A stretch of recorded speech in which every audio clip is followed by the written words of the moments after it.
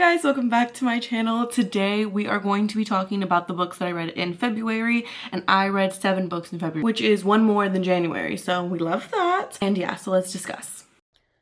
Hey, this is editing Isabel, obviously, but it's the same day because as you can tell by my outfit. But I just wanted to say a little PSA and a little I'm sorry, but we're gonna have to deal with it, and like let's just ignore that you can see my laundry that I have to put away in the corner of this video. Let's just act like you can't see it. I'm still getting used to how wide lens this camera is, because if I was filming on my old camera, you would not have been able to see that. But this new camera is very good and very wide lens. So we're gonna act like you can't see that, okay? Because if I zoom in, it's like too close to me. So just act like you didn't see it, and I'm so sorry, and I'm putting it away, okay? Enjoy. So here are the 7 books that I read. If you guys remember my video about blindly picking my TBR, these are from that video. These are the books that I read from that. But I will admit, I do have not a problem, because I don't think this is a problem, but I do have this thing where when I start a book and it's a part of a series or anything like that, like I want to finish the series. In a sense, like my brain is just locked into that world, so then I want to do it. So yes, they're the picks from that, but technically only 3 of them were picked from that blind picking. And then I just kind of read on for them series. You guys will get what I mean, but just a little bit of a warning. So technically out of the 9 books that I picked, I only read 3 of them, but I read 7 books in the month. So you'll understand as we go. Anyways, the first one wasn't blindly picked, but I did talk about it in that video that this was my book club pick for the month, and it was The One by John Mars. This book, this is the only book also that is like there's romance in it, but I would say it's more of like a mystery kind of thriller, but more mystery than it is romance. So this is the only one. The other ones are all romances, but I would say that this is a little bit more on the mystery side. This book was really, really good. I feel like when I say I predicted some of the things that were gonna happen, I didn't predict them because my best friends read it before me. Like I was reading it at the same time as them, but they were ahead of me. So they were like when you think it's crazy, think crazier is going to happen. So, and then also of saying like, if you pay attention, like if you really pay attention, you might be able to put some things together. So I feel like I was really, really trying to pay attention and really trying to dissect it myself. Was it crazy? Absolutely. Actually insane, but I feel like I did kind of get the line of where it was going. I didn't guess anything that was going to happen, but I assumed kind of in the same direction that what it went in. But this book is insane. I highly, highly recommend it. I rated this book a 4.5 out of 5 stars just because at the end it felt like a little bit rushed. Like I wish there was a little bit more to the stories, just a little bit, you know, and or less characters, because you're following 5 different people in this story. Was all of them entertaining? Yes, absolutely. But I just feel like because he was trying to cram so much in a book, at the end it just felt like a little bit rushed, but nonetheless, it was so good. I highly, highly, highly recommend. This was so good. Next, which was a blind pick, was Bridesmaid Uncovered by Megan Quinn. This book, I was scared. This is the second book in the Bridesmaid for Hire. I don't know if it has a name, but that's the first book in this series. I had already read that one. This is the second book. But as I said in that video, I was a little bit scared because of how big it is. Like Megan Quinn books are so big and long.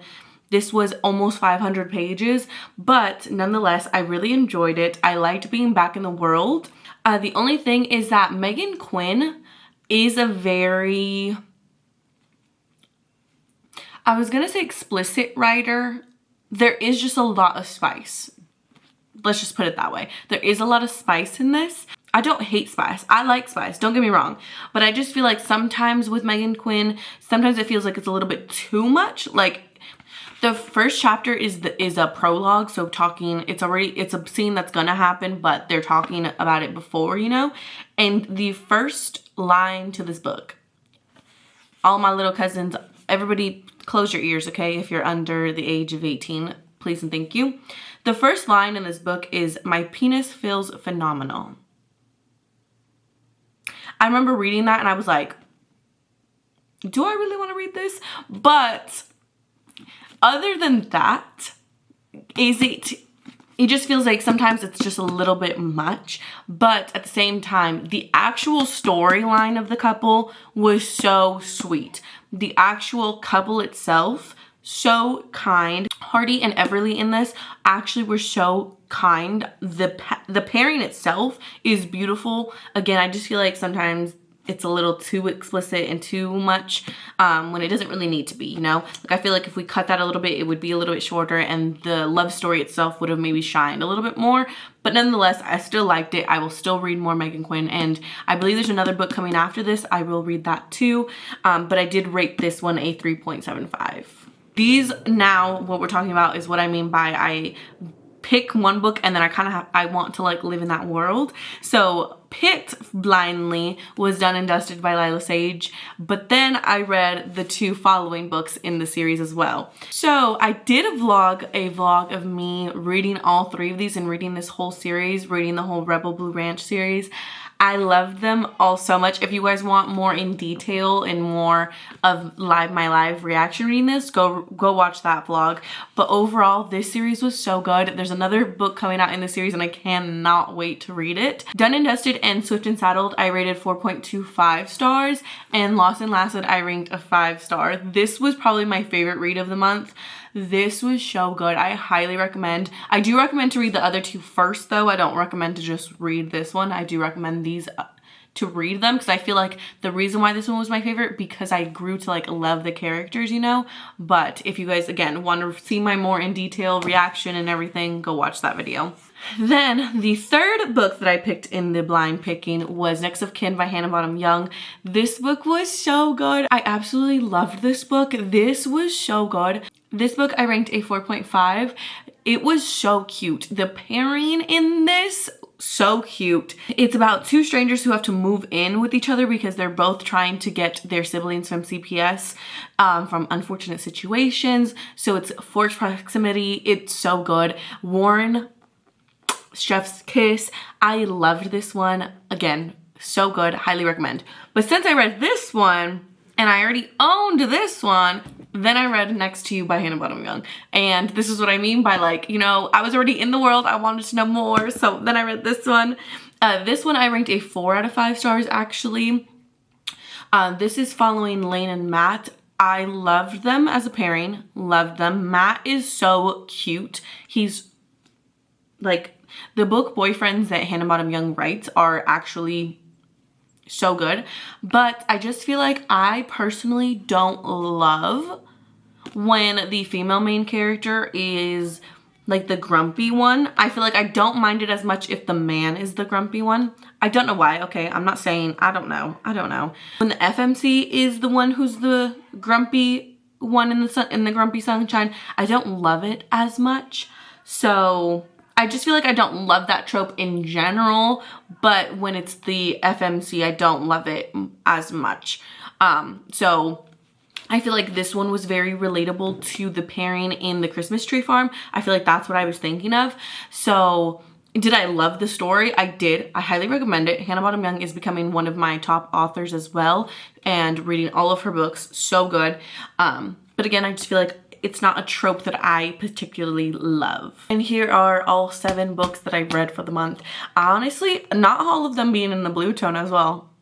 But honestly, it was a really good reading month. The lowest score was Bridesmaid Undercover with the 3.75 and the highest being Lost and Lasted with the 5-star. So, I mean, overall, I would say a good month, you know, pretty overall, but I feel like I am a little romanced out at the second. Not out because I love romance. I don't think I could ever be romanced out, but I feel like sometimes when I read, like I read 6 romances in a row, then I kind of want just something else.